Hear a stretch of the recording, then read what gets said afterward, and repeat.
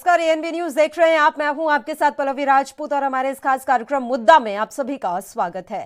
उत्तर प्रदेश विधानसभा चुनाव में मैनपुरी राजनीति का केंद्र बना हुआ है। करहल विधानसभा सीट से सोमवार को सपा प्रमुख अखिलेश यादव ने अपना नामांकन दाखिल किया। वहीं कुछ ही देर बाद मैनपुरी में मोदी सरकार के मंत्री और आगरा के सांसद प्रोफेसर एसपी सिंह बघेल ने भी नामांकन दाखिल किया। केंद्रीय राज्य मंत्री professor SP Singh Baghel Bharatiya Janata party के टिकट पर अखिलेश यादव के खिलाफ करहल विधानसभा सीट से चुनाव लड़ेंगे। वहीं कांग्रेस ने ज्ञानवती यादव जबकि बीएसपी ने कुलदीप नारायण को अपना उम्मीदवार बनाया है। उससे पहले अखिलेश यादव ने आज नामांकन भरने के बाद कहा था कि करहल से जो भी बीजेपी से उतरेगा उसे हार का मुंह देखना पड़ेगा। ऐसे में बीजेपी के इस पिछड़े कार्ड का दाव सपा चीफ को काफी चौंका सकता है। एसपी सिंह बघेल नरेंद्र मोदी सरकार में केंद्रीय कानून राज्य मंत्री हैं।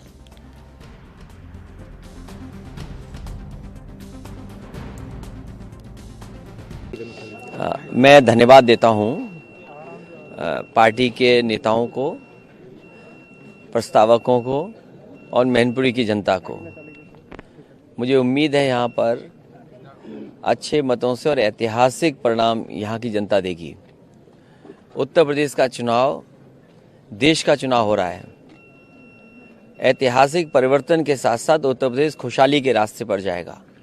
लगातार जो लोग नकारात्मक राजनीति कर रहे हैं, लगातार जिन लोगों की राजनीति की दिशा दूसरी है, उसको यहाँ की जनता सबक सिखाने का काम करेगी। के लिए एक शेर सुन लो कि कातिल बहुत जलील हुआ मेरा सर उतार कर, हमने को दिलों को जीत लिया जंग हार कर। फिरोजाबाद में तो दांत खट्टे करके आया था मैं, और फिरोजाबाद के किले में जो मैंने दरार पैदा की थी, चंद्रसेन जादव ने उस किले को फिर जीत लिया। मैनपुरी करहल पे क्या कहते हैं आप? करहल पे क्या रहेगा? 100% पूरी तैयारी है। जो फौज शांति काल में पसीना बहा लेती है, उसको युद्ध के मैदान में खून बहाने की आवश्यकता नहीं होती है। ये भारतीय जनता पार्टी पिछले 5 साल से अपने राष्ट्रीय अध्यक्ष, प्रदेश अध्यक्ष, महामंत्री संगठन के नेतृत्व में बूथ से लेकर राष्ट्रीय स्तर पर काम कर रही है, उसके सहारे। और फिर एक बार कह रहा हूँ कि नरेंद्र मोदी, दुनिया के सर्वाधिक लोकप्रिय नेता नरेंद्र मोदी जी की लोक कल्याणकारी योजनाएं, राज्य की लोक कल्याणकारी योजनाएं और संगठन के माध्यम से करहल में कमल खिलेगा और विकास और विनाश के बीच में ये इलेक्शन होगा। लोग 12 से 17 के बीच की घटनाओं को नहीं भूले हैं। चुनाव में मैनपुरी राजनीति का केंद्र बना हुआ है। दरअसल यहां की करहल विधानसभा सीट से सोमवार को सपा मुखिया अखिलेश यादव ने नामांकन दाखिल किया। वहीं कुछ देर बाद ही मैनपुरी में मोदी सरकार के मंत्री और आगरा के सांसद प्रोफेसर एसपी सिंह बघेल ने भी अपना नामांकन दाखिल कर दिया। केंद्रीय राज्य मंत्री professor SP Singh Baghel Bharatiya Janata party के टिकट पर अखिलेश यादव के खिलाफ करहल विधानसभा सीट से चुनाव लड़ेंगे। वहीं कांग्रेस ने ज्ञानवती यादव जबकि बीएसपी ने कुलदीप नारायण को उम्मीदवार बनाया है। उससे पहले अखिलेश यादव ने नामांकन भरने के बाद कहा था कि करहल से जो भी बीजेपी से उतरेगा उसे हार का मुंह देखना पड़ेगा। ऐसे में बीजेपी के इस पिछड़े कार्ड का दाव सपा चीफ को चौंका सकता है। एसपी सिंह बघेल नरेंद्र मोदी सरकार में केंद्रीय कानून राज्य मंत्री हैं। मैनपुरी में राजनीतिक सरगर्मी इस समय साफ तौर पर नजर आ रही है। सपा के राष्ट्रीय अध्यक्ष अखिलेश यादव ने मैनपुरी की करहल विधानसभा सीट से पार्टी प्रत्याशी के रूप में अपना नामांकन भर दिया है। सपा के राष्ट्रीय अध्यक्ष अखिलेश यादव के नामांकन की तैयारियां जो हैं वो सैफई में रविवार को देर रात तक होती रही।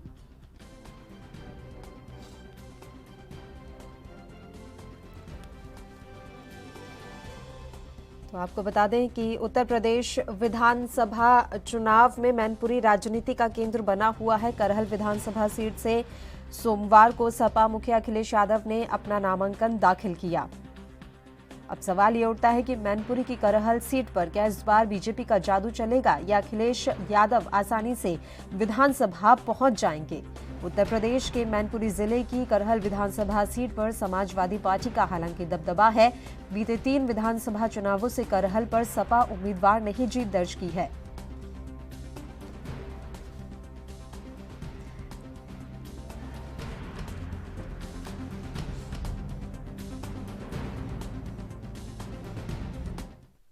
इस मसले पर चर्चा की शुरुआत कर लेते हैं। दो मेहमान इस समय हमारे साथ जुड़ गए हैं। मेहमानों से आपका परिचय करवा देते हैं। आलोक वत्स जी इस समय हमारे साथ जुड़े हुए हैं भारतीय जनता पार्टी का पक्ष रखने के लिए, और नागेंद्र सिंह जी भी हमारे साथ जुड़ गए हैं, समाजवादी पार्टी के नेता हैं। दोनों ही मेहमानों का स्वागत है ANP न्यूज पर। आलोक जी, शुरुआत हम आप ही के साथ कर लेते हैं। देखिए, करहल विधानसभा सीट इस समय राजनीति का केंद्र बनी हुई है। यहां से अखिलेश यादव ने अपना नामांकन आज दाखिल कर दिया। अब आपने उतार तो दिया है प्रोफेसर SP सिंह बघेल को, लेकिन ये बात तो आप भी जानते हैं सर कि यहां पर समाजवादी पार्टी का दबदबा कितने समय से है? जी जी, दबदबा कभी न कभी होता है। ऐसा नहीं है दबदबा कोई जागीर है कहीं उनके नाम से रजिस्ट्री हो गई, वो जनता के मत पे है। और ये आपका कहना सही है कि जातिगत गणना के आधार पर वो सीट आप समझ रही होंगी कि उनकी मजबूत दावेदारी उस पर है। पर जो हवा बह रही है उत्तर प्रदेश में विकास के नाम पर और अपराध और गुंडा और माफियाइज्म दूर करने का, उससे मुझे लगता है कि कहीं करहल में भी हवा वहां की चुनाव की बाजी पलट न दे, क्योंकि पूरा प्रदेश इस बात से डरा हुआ है कि एक बार फिर अगर आ गए वो लोग तो फिर वही व्यंगम खौफनाक दृश्य चौक चौराहे पर बहू बेटियों का सामने निकलना बंद हो जाएगा। लूट खरोच, सरकारी संपत्ति की लूट, बलात्कार, गोलीबाजी, दंगे, ये सारे शुरू हो जाएंगे। इसको सोच के वहां की जनमानस कांप उठती है और इसलिए उसके पास योगी से बढ़िया विकल्प अभी नहीं है और योगी जी को प्रचंड बहुमत से वो वापस लाएंगे। और ये हवा पूरे प्रदेश में बह रही है पल्लवी जी, तो मुझे लगता है कि ये हवा करहल में भी बहेगी। चलिए ठीक है, ये तो खैर आने वाला वक्त बताएगा। नागेंद्र जी, सवाल ये है कि प्रोफेसर SP सिंह बघेल को उतारा गया है करहल विधानसभा सीट से बीजेपी के द्वारा। देखिए, केंद्र के एक मंत्री को लाना पड़ा, इसी में आप अपने आप की जीत इस समय समझ रहे हैं कि अखिलेश यादव को लड़ाने के लिए मोदी सरकार को अपने ही एक मंत्री को उतारना पड़ा है चुनावी मैदान में। बिल्कुल, जो आज हमारी पार्टी के राष्ट्रीय अध्यक्ष जी ने करहल विधानसभा क्षेत्र से अपना नामांकन पत्र दाखिल किया है और भारतीय जनता पार्टी उत्तर प्रदेश के नेताओं में से, या जो यहाँ के नेता हैं जो प्रदेश में राजनीति कर रहे हैं, उनमें से किसी भी व्यक्ति को इस योग तक नहीं समझती कि हमारे राष्ट्रीय अध्यक्ष जी के सामने नामांकन कराएं। इसीलिए वो केंद्र में जो फिलहाल मंत्री है, वैसे ऐसी कोई संवैधानिक बाध्यता तो है नहीं कि कोई व्यक्ति कहीं से भी उत्तर प्रदेश का आगे चुनाव लड़ सकता है। पर हम ये जरूर कहेंगे कि हम करहल विधानसभा से जो हमारे राष्ट्रीय अध्यक्ष हैं, वो मैं समझता हूँ जो 403 सीटों का परिणाम 10 मार्च को आएगा, इस सीट पर सबसे ज्यादा मार्जिन से हम लोग चुनाव जीतेंगे। चलिए, हमारे संवाददाता भी मैनपुरी से इस समय हमारे साथ लाइव जुड़े हुए हैं, उमाकांत बाथम, एक बार उनका भी रुख कर लेते हैं। उमाकांत, मैनपुरी की अगर हम बात करें तो यहाँ पर सियासी समीकरण क्या कुछ कह रहे हैं? खासकर सबसे हॉट सीट इस समय जो बनी हुई है करहल सीट, इसके समीकरण क्या कुछ कह रहे हैं? क्योंकि यहाँ पर समाजवादी पार्टी का दबदबा हमेशा से रहा है, भारतीय जनता पार्टी सेंध लगाती हुई नजर आ रही है इस बार। करहल विधानसभा में माननीय अखिलेश जी का माहौल है और यहाँ की जनता अखिलेश जी को चुन रही है। जहां तक भारतीय जनता पार्टी की बात करें तो भारतीय जनता पार्टी के यहाँ केंद्रीय मंत्री SP बघेल जी को उतारा है, लेकिन यहाँ की जो जनता का चुनाव है वो अखिलेश जी के साथ है, क्योंकि उन्होंने काम किया है और 1993 से लेके अभी तक केवल 2002 में भारतीय जनता पार्टी के विधायक जीते थे सोलन सिंह, वो भी बाद में 3 महीने बाद समाजवादी पार्टी में शामिल हो गए थे। यहाँ पर 3,71,000 मतदाता है करहल विधानसभा में, जिसमें 38% मतदाता यादव बाहुल है, बाकी अदर जातियों का मतदाता है। बात करें SP बघेल की तो जो पार और धनगर वोट है वो भी 17,000 से ज्यादा नहीं है, लेकिन यहाँ का जो जुड़ाव है वो नेताजी से जुड़ा हुआ है, तो लोग समाजवादी को सपोर्ट के रूप में है। समाजवादी पार्टी की हवा इस समय यहाँ पर ज्यादा मजबूत नजर आ रही है। आलोक वत्स जी हमारे संवाददाता जुड़े हुए हैं जो कि वहाँ लोगों के बीच में रहते हैं, बातचीत करते हुए जानने की कोशिश तो करते ही होंगे ना कि हवा का रुख क्या कुछ कह रहा है। आपके संवाददाता का ठीक, उसको मैं झुटलाता नहीं हूँ जी, लेकिन उनकी जो गणना है वो जातिगत आधार पे है। उन्होंने कहा कि शायद वो बहुत जो तेजी से बोल रहे थे, थोड़ा आवाज गूंज रहा था, लेकिन उन्होंने कहा कि शायद 80% वहाँ यादव बाहुल्य है, अगर मैं ठीक समझ रहा हूँ तो। जी, स्वाभाविक है जहाँ 80% यादव बाहुल्य होगा वहां पर उनको सुनिश्चित दिखाई देगी। लेकिन यही भ्रम जाटों के बारे में भी था, लेकिन हमने वहां पर 136 सीट में 109 सीट पर जीत हासिल की, जो परंपरागत चौधरी चरण सिंह के समय से लेकर चौधरी अजीत सिंह के साथ जुड़े हुए थे। अच्छा सर, देखिए अब साल दर साल के बारे में अगर हम बात करें आलोक जी, तो 2012 में इस सीट पर भारतीय जनता पार्टी तीसरे नंबर पर रही, ठीक है। 2017 में उठकर दूसरे नंबर पर आ गई। तो क्या इस गणना के हिसाब से भी आपको लग रहा है कि इस बार तो हम ही जीतेंगे यहाँ से? अवश्य, हमारा हम अपने कार्यों के बदौलत वोट मांग रहे हैं।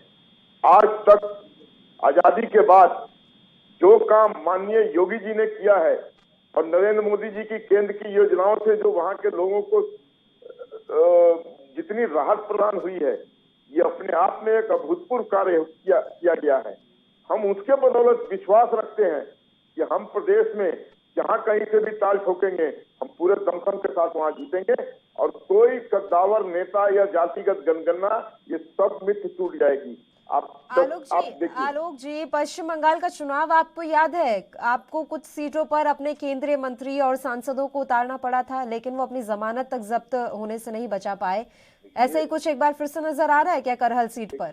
देखिए पल्लवी जी, लोकतंत्र में जनता सर्वोपरि जी, फर्श से अर्श पे और अर्श से फर्श पे, ये जनता किसी को भी उतार सकती है। इंदिरा गांधी का क्या हश्र किया आपको याद है ना? इसलिए कांग्रेस का क्या हश्र किया जनता ने, ये भी आप देख चुकी हैं। तो मायावती जी जिन मुद्दों को लेकर वहां गई, वो वहां के वर्कर को, वो वहां के जनमानस पे वो बातें उनको समझ में आने लगी। लेकिन एक चीज आप भूल रही हैं कि हम वहां हाशिए पर थे, हम कहीं नहीं थे। जो लोग वहां पर सरकार बनाए हुए थे, सालों साल सीपीएम की सरकार थी, 30 या 35 वर्षों तक। मैं आपके ओवरऑल प्रदर्शन के बारे में बात नहीं कर रही थी, मैं ये बोल रही थी कि आप केंद्र से लाकर जब प्रत्याशी बिठा रहे हैं एक विधानसभा चुनाव में, तो वो प्रत्याशी अपना किस तरह का प्रदर्शन कर पा रहे हैं? ओवरऑल तो आपने पश्चिम बंगाल में अच्छा किया, मैं कहाँ नकार रही हूँ इस बात को, लेकिन केंद्र से प्रत्याशी लाना पड़ रहा है आपको। मेरी बात पूरी होने दें। बताएं। मैंने ये कहा कि सीपीएम 35 वर्षों तक राज की, 17 वर्षों तक कांग्रेस का भी राज रहा, और आज ये दोनों दल वहां पर जीरो है, नॉट अ सिंगल एमएलए। आज अगर इनकम्बेंसी फैक्टर ममता जी पर लागू होगा जी, तो सेकेंड इन कमांड कौन खड़ा है उनसे सत्ता हथियाने के लिए? हम खड़े हैं। हम 0 से 73 पर चले गए, ये हमारी अचीवमेंट है। और रही बात कि एमपी को लड़ाना, मिनिस्टर को लड़ाना या एमएलए को लड़ाना, ये भारतीय जनता पार्टी है। आप देख रही हैं हमारे गृह मंत्री डोर टू डोर जा रहे हैं, हमारे राष्ट्रीय अध्यक्ष डोर टू डोर जा रहे हैं, हमारे रक्षा मंत्री डोर टू डोर जा रहे हैं, हमारे पेट्रोलियम मंत्री डोर टू डोर जा रहे हैं। यहाँ कैडर पहले है, पद बाद में है। अगर नरेंद्र मोदी जी को भी डोर टू डोर जाना पड़ा तो वो भी नहीं हिचकेंगे डोर टू डोर जाने से। हम ये बड़े जो नेता हैं, ये जातिगत मतगणना वाले जो नेता। चलिए नागेंद्र जी, आवाज मिल रही है आपको? जी। बताएं। देखिए नागेंद्र जी, अगर हम साल दर साल के हिसाब से देखें तो बीजेपी ने इस सीट पर अपना प्रदर्शन बेहतर किया है, तो इस बार आपको किसी तरीके की चिंता तो नहीं है? चलिए अपने मुद्दे का हम एक बार फिर से रुख कर लेते हैं। मैनपुरी की करहल विधानसभा सीट के बारे में मुद्दा में हम चर्चा कर रहे हैं। हॉट सीट ये बनी हुई है, यहां से अखिलेश यादव ने अपना नामांकन दाखिल कर दिया है। वहीं एसपी बघेल को यहां से बीजेपी ने अपना उम्मीदवार बनाकर इस बार चुनावी मैदान में उतारा है। बीजेपी ने एक पिछड़े कार्ड का ये जो दांव खेला है, अब ये तो देखने वाली बात रहेगी कि बीजेपी का जादू चल पाता है या फिर अखिलेश यादव आसानी से विधानसभा पहुंच पाते हैं। हमारे साथ मेहमान लगातार बने हुए नागेंद्र जी का रुख कर लेते हैं। नागेंद्र जी, पिछड़ा का कार्ड जो है यहाँ पर भारतीय जनता पार्टी के द्वारा खेला गया है, ये कार्ड कितना आपको सफल होता हुआ नजर आ रहा है? और जैसा कि मैंने पहले भी आपसे सवाल किया था कि साल दर साल चुनाव साल जो है बीजेपी का प्रदर्शन सुधरा है सीट पर। बिल्कुल भी चिंतित नहीं है, न ही हमें ऐसा आभास हो रहा है कि भारतीय जनता पार्टी इस सीट पर हमसे चुनाव लड़ पाएगी। पूरी तरह से मैं मतदाताओं के मन का, उनके अधिकार का सम्मान करते हुए उम्मीद करता हूं कि बहुत बड़े मार्जिन से हम यहां से सीट जीतेंगे और राष्ट्रीय अध्यक्ष जी जब मुख्यमंत्री के पद पर आसीन होंगे तो ये करहल के लोगों के लिए, करहल के मतदाताओं के लिए बड़े ही गर्व की बात होगी। ये उनके लिए बड़ा एक रोमांचक चुनाव होगा कि वो विधायक के साथ साथ इस प्रदेश का मुख्यमंत्री भी चुनने जा रहे हैं। अच्छा, जो तमाम सर्वे इस समय सामने आ रहे हैं सर, उनको लेकर आप क्या कहेंगे? क्योंकि ज्यादातर सर्वे में बीजेपी की ही सरकार बनती नजर आ रही है। हालांकि 2017 के मुकाबले कुछ सीटों का नुकसान हो रहा है बीजेपी को, लेकिन सरकार बना रही है बीजेपी सर्वे में। पल्लवी जी, जैसे पुराने सर्वों की या इन सर्वों की हम बात करते हैं जी, तो बहुत मर्तबा ऐसा हो चुका है कि सर्वों के ठीक उल्टे परिणाम आए हैं। तो सर्वों की जो विश्वसनीयता है उस पर प्रश्नवाचक चिन्ह लग जाता है। लेकिन हम जिन मुद्दों को लेकर चुनाव लड़ रहे हैं, हमारा पूरा विश्वास है कि हमारे कार्यक्रमों में, हमारे नीति को लेकर तो तमाम सवाल खड़े हो रहे हैं सर। अपराध को लेकर आप पर हमेशा से आरोप लगते रहे हैं और इस बार एक बार फिर से यही अपराध आप वापस गिरवा रहे हैं अपने आप को। प्रत्याशियों की जो सूची जारी हुई है उस पर तो अभी तक सफाई देते बन नहीं पा रहा आपसे। बिल्कुल हम सफाई दे रहे हैं, हम तथ्यात्मक आंकड़े दे रहे हैं। हम बिल्कुल ये बात से आपकी सहमति जताएंगे कि सार्वजनिक जीवन में साफ सुथरे लोगों का मौजूद रहना बहुत आवश्यक है। भारतीय जनता पार्टी ने जो आपराधिक पृष्ठभूमि के लोगों की एक तकरीबन 99 लोगों को इन्होंने टिकट दी है और जो बार बार विभिन्न चैनलों पर संचार के या इलेक्ट्रॉनिक प्रिंट मीडिया के माध्यम पर बार बार भारतीय जनता पार्टी के लोग भी कहते हैं, अभिवक्त जी भी कह रहे थे, जिक्र कर रहे थे, तो 12 से 17 में प्रतिवर्ष जो अपराध है, FIR जो दर्ज हुई है, जब कोई घटित घटना होती है अपराध की, जब तो FIR दर्ज होती है। 2,33,821 है और 17 से 21 तक, यानी कि भारतीय जनता पार्टी के शासन में 3,40,170 प्रतिवर्ष FIR दर्ज हुई है। तो पूरी तरह से कानून व्यवस्था में ये सरकार फेल रही है। अच्छा। और बड़ी बड़ी घटनाएं हुई हैं और खास तौर से इतने ही बार लोकतंत्र का चिरहरण करने का प्रयास किया गया है। आप इसका जीता जागता उदाहरण बहुत पहले जानने की जरूरत नहीं है। उत्तर प्रदेश में जो पंचायत चुनाव है उसमें हम लोगों ने ये देखा है। तो आज हम अभी चर्चा कर रहे थे और फिर चर्चा को वक्त बंगाल ले गए, तो बंगाल का हासिल इन लोगों ने देखा है। चर्चा को फिर कांग्रेस के मतलब जो डाउनफॉल हुआ है उस पर ले गए हैं। तो मैं समझता हूँ इनको जो उत्तर प्रदेश में होने जा रहा है ये ठीक उदाहरण दे रहे हैं। जो सरकारें सत्ता से गई हैं उन लोगों का या जिन दलों को या जिन चुनावों में ये जिक्र कर रहे हैं उन लोगों की हार हुई है। जैसे बंगाल में इन्होंने कितना बड़ा प्रोपेगेंडा किया, लेकिन बिहार में इनका चल गया था, बंगाल में लोग समझ गए थे।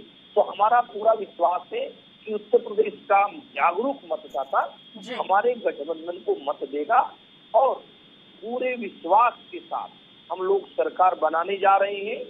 और बिल्कुल जो कमियां इनके समय में रही हैं, जिस तरह से लोगों को इन्होंने बरगलाने का काम किया है, हम इस तरह की राजनीति नहीं करते। अभी ये कह रहे थे, जाति की बात कह रहे थे, जातिगत गुटों का, अमुक जाति, उन गुटों के नेताओं का अपनी पार्टी से जुड़े लोगों को ये बुला के इनके राष्ट्रीय नेतृत्व संबोधित कर रहा है और जातिवादी होने का आरोप हम पे लगा रहे हैं। ये तो भी बहुत जल्दी की घटना है। मैं बिल्कुल ठीक कह रहा हूँ, आप भी सहमत होंगी पल्लवी जी। जातिगत मुद्दों को इकट्ठा करके संबोधन ये लोग करते हैं और जातिवादी हम, तो ये बड़ी विडंबना है। और खास तौर से हम समाजवादी लोग या जनता परिवार के लोगों के साथ कई बार हम ऐसा भी महसूस करते हैं कि लोकतंत्र का जो चौथा स्तंभ है वो भी थोड़ा सा हमसे सहमत नजर नहीं आता और उनका झुकाव लोगों की तरफ होता है, सब महसूस करते हैं। हमें पूरा विश्वास है वैसे लोकतंत्र के चौथे स्तंभ पे। तो इस चीज को भी मैं चाहूंगा कि विभिन्न मंचों पर आपका जो चैनल है वो भी रखें कि जातिगत लोगों का बैठक ये करें हर जातिवादी, तो ये कौन सी बुरी बात है। चलिए उमाकांत देखिए, ये समझना बहुत जरूरी है कि लोगों के बीच इस समय कौन से मुद्दे ऐसे हैं जिन पर वो चर्चा चाहते हैं, उनकी प्रमुख समस्याएं इस समय उत्तर प्रदेश में क्या कुछ नजर आ रही है। चलिए मैनपुरी की बात कर लेते हैं क्योंकि आप वहीं से संवाददाता हैं। यहाँ के लोगों की ऐसी क्या समस्याएं हैं जिनका समाधान नहीं हो पाया और वो अब चाहते हैं कि इन मुद्दों पर बात हो और राजनीतिक दल भी इन मुद्दों पर ही वोट मांगे। बताना चाहूंगा मैडम, सबसे बड़ी यह समस्या ये रही कि जो बिजली का बिल है जिससे जनता त्रस्त रही और गाय जो खेतों में किसानों का नुकसान हुआ है उसको लेके यहाँ लोग मुद्दा बनाए हुए और जनता के बीच यही नाराजगी है कि जब समाजवादी की सरकार थी तो यहाँ लखनऊ आगरा एक्सप्रे हॉस्पिटल का कार्य हुआ और जब बीजेपी की सरकार आई तो किसानों की जो भूमि है उसको जानवरों ने चला है। बिजली की महंगाई का बिल से बिजली का किसान बिल नहीं भर पाया, सिंचाई हो नहीं पाई, जिसको लेके यहाँ की जनता जो है कहेगी वो अखिलेश यादव की सपोर्ट में जा रही है कहीं कहीं। और बीजेपी जो है, बीजेपी ने अपना प्रत्याशी आज उतारा, उससे पहले कई नामों को लेकर चर्चा जी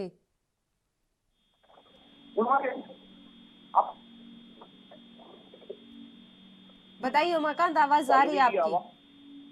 हाँ पल्लवी जी, आवाज में डिस्टर्बेंस से साफ नहीं सुन पा रहे हैं, दोबारा करवा लेते हैं सर, एक बार फोन पैच करवा लेते हैं। पल्लवी जी बहुत जोर से बोल रहे हैं, इनको बोलिए जो धीरे धीरे बोले। चलिए उमाकांत आप थोड़ा अपनी स्पीड जरा स्लो रखिए और थोड़ा धीरे धीरे बोलिए। आलोक जी को आपकी आवाज समझ नहीं आ रही है, अब बताइए।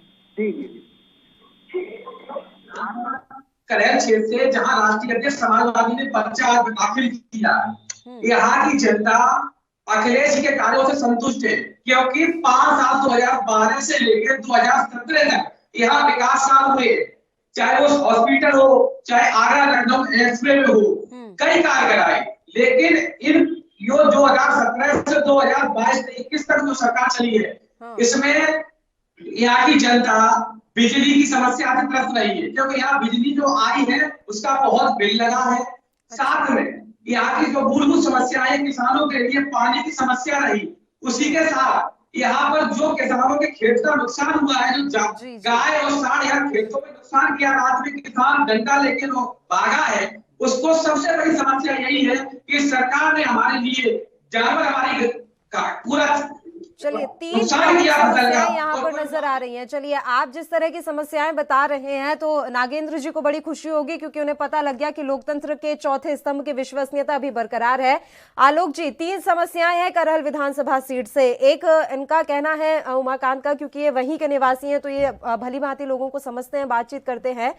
सिंचाई की वहां पर दिक्कत है किसानों को, बिजली वहां पर मिली तो है लोगों को लेकिन उसका बिल बहुत ज्यादा आया है, और आवारा पशुओं की समस्या है क्योंकि उनकी वजह से किसानों की फसलें चौपट हो गई।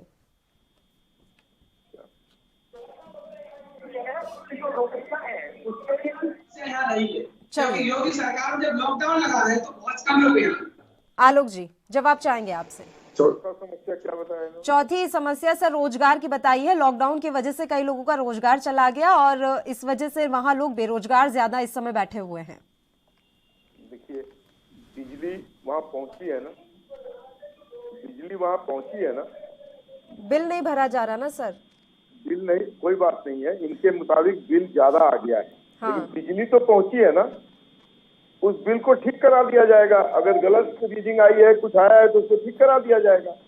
उसके रास्ते हैं। हमारा भी बिल अगर कभी ज्यादा आ जाता है तो वहां जाकर उसको ठीक करवाते हैं। लेकिन बिजली तो आई, अखिलेश राज में तो बिजली नहीं थी, वो बिजली देने का वादा कर रहे हैं। पहले बिजली नहीं था, 18 घंटे बिजली नहीं रहती थी और 300 यूनिट फ्री में देने की बात कर रहे हैं। हमारे जमाने में कम से कम बिजली तो है। दूसरी इन्होंने बात बताई सिंचाई की, तो जब बिजली है तो सिंचाई तो होनी चाहिए, बिजली से सिंचाई होती है। और तीसरी बात इन्होंने कहा आवारा पशुओं का, तो भाई दूसरे शहर से थोड़ी पशु वहां पहुंच रहे हैं, तो इनके अपने ही पशु हैं जिनको नियंत्रित करके नहीं रख रहे हैं। समस्याएं हैं, लोग सर अपनी समस्याओं के बारे में तो चर्चा करते ही हैं और उन्हीं मुद्दों के आधार पर वो जो है अपना वोट डिसाइड करते हैं कि किसे देना और किसे नहीं देना है। अब आप इन समस्याओं का जरा समाधान करवाइए, नहीं तो बड़ा नुकसान आपको भी झेलना पड़ सकता है। समय की कमी है आलोक जी, माफी चाहूंगी इसलिए मैं आपको बीच में रोक रही हूँ। शुक्रिया चर्चा करने के लिए, आप तीनों ही हमारे साथ जुड़े। तो आपको बता दें कि यूपी की मैनपुरी की करहल विधानसभा सीट हॉट सीट बनी हुई है। यहां से अखिलेश यादव ने अपना नामांकन भरा है और बीजेपी के यहां केंद्रीय मंत्री को प्रत्याशी बनाकर उतारा गया। अब देखने वाली बात रहेगी कि जो ये टक्कर है, इस टक्कर को जीतता कौन है। क्या बीजेपी अपना जादू यहां पर चला पाएगी या फिर समाजवादी पार्टी की जो दावेदारी पहले से ही यहां पर मजबूत है वो दावेदारी बरकरार रहेगी। इसी के साथ मुद्दा में फिलहाल के लिए इतना ही। मुझे दीजिए इजाजत। देश और प्रदेश की तमाम ताजा खबरों के लिए आप बने रहिए एएनबी न्यूज के साथ। नमस्कार।